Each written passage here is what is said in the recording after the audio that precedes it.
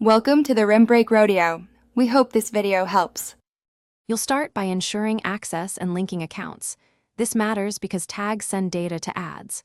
Once linked, create a new conversion action in Google Ads and select the right category, purchase, lead, or call, then set value behavior.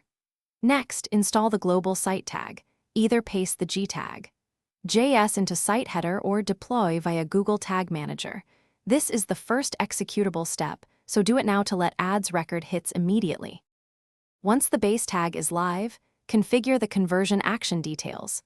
Pick a conversion window and an attribution model that matches your sales cycle, because this affects reporting and bidding.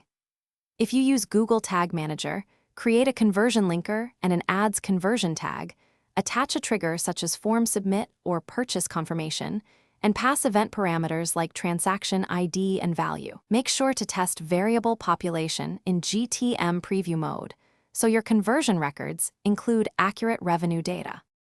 You finish by validating and importing. Verify tags with Tag Assistant or the GTM preview, then watch real-time analytics to confirm conversion events arrive. If you created goals in analytics, import them into ads. Note that it can take 24-48 hours for stable data. Once conversions record, use them to adjust bidding, target CPA, or target ROAS after 1 to 2 weeks. Troubleshooting tip: if no conversions appear, first verify tags actually fire and aren't blocked by consent banners or ad blockers, then recheck triggers. Thanks for watching. Consider subscribing if we helped you.